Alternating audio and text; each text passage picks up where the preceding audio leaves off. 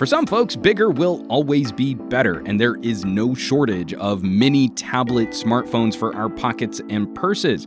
But as we start moving towards the mid-range in terms of pricing, what can we do to balance some of those potential compromises? How do we deliver that bigger display in a nice premium feeling shell while keeping prices in check? Sony thinks they've found the right formula for balancing those compromises with the Xperia XA2 Ultra, and we've been putting this beast through its paces. So, here's our full review.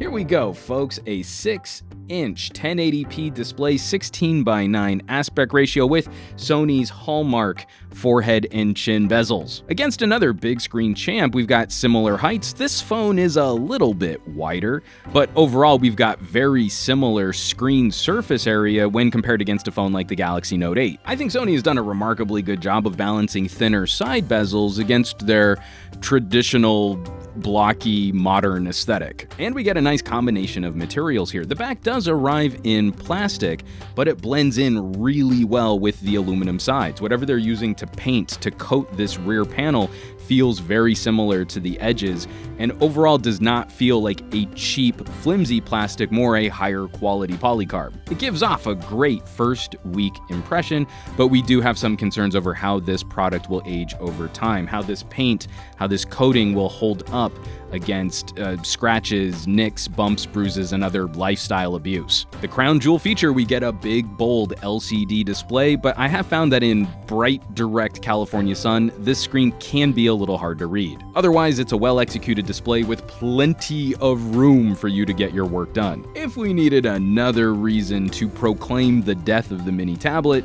Sony is giving us a great piece of evidence to point to. Another critical victory for this brand, a rear-mounted fingerprint sensor which works in the United States. I prefer rear-mounted fingerprint sensors on larger phones. I think the ergonomics, how you unlock the phone in your hand just works out better. You don't have to try and slide down to some sort of bottom-mounted home button. Overall, this is a more accessible package for more people who are likely to purchase a bigger phone. Now, there are a ton of different ways that we can build a smartphone in this mid-pack price tier.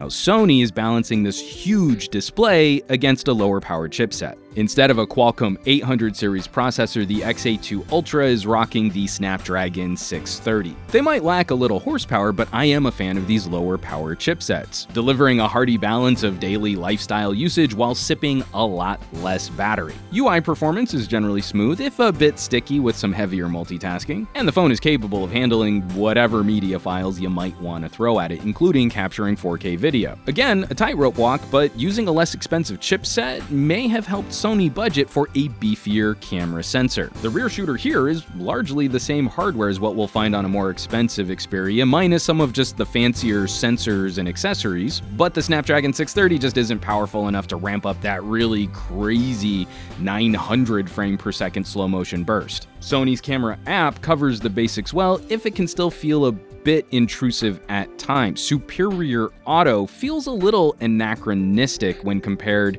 against the auto mode you might find on a Pixel or some of the AI processing you'll find on a Huawei. It's certainly gotten better over the last couple generations of Xperia, but even something as simple as how you tap on the screen to focus, and that is a marker that the phone refers to after you push the shutter button, can feel very unfamiliar. Personally, I just feel there are more pause points when you're going to capture photos and videos as you get acclimated to the camera when you compare it against some of its competitors. But a happy addition for selfie fans, there are dual cameras and an LED flash on the front face, reminding me of an experiment that I absolutely loved on the LG V10 and the LG V20. We've got an ultra-wide shooter if you want to try and capture a group shot. We've got a more narrow field if you just want a better portrait. I think that's a really handy option for people capturing their memories, capturing those moments when out and about. Now, this forehead bezel is dedicated to camera tech, so the overall audio commentary here isn't really much to write home about. There's a capable mono bottom firing speaker. It's plenty loud for notifications, and it sounds fine for movies and games.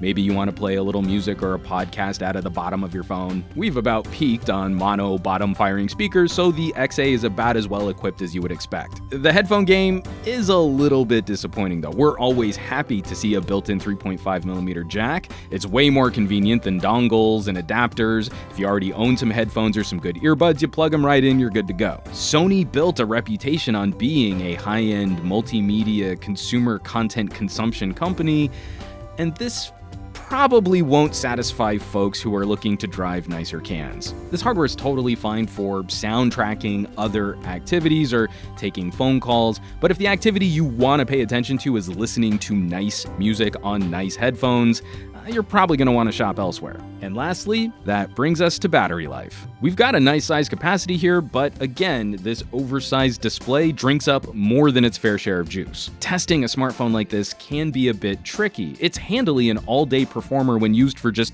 covering the basics in terms of smartphones, communication, social media. And under light use, if I really hypermile this beast, I can get 2 full days. Problem is, for how we normally test these phones, it just doesn't synthetic benchmark very well. Really driving the display hits that battery harder, so the numbers that we get out of this for our video streaming benchmark just don't feel indicative of what you're likely to see in day-to-day use. Charge times are also a little bit slow, even though this phone supports Qualcomm's QC3 quick charging. Charging this off of the included adapter that came in the box, not very impressive performance here either. So that's enough rambling from me, let's wrap this up.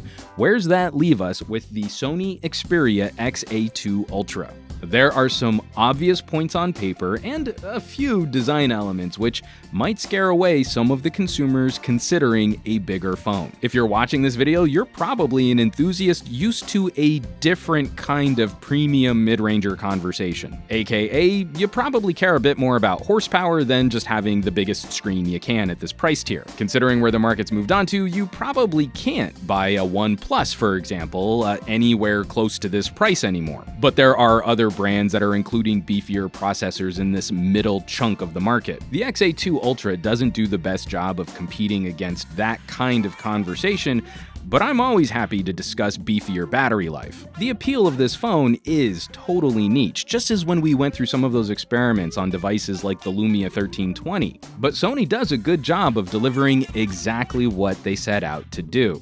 This phone lives up to the manufacturing claims. If you want a big phone in a nice overall presentation, and you want to avoid some of the sticker shock found on premium flagship-grade devices, there aren't many gadgets that can truly go toe-to-toe with what Sony offers here. As always, folks, thanks so much for watching. Be sure to subscribe to this channel for more reviews like these, and help us out with some sharing on your favorite social networks.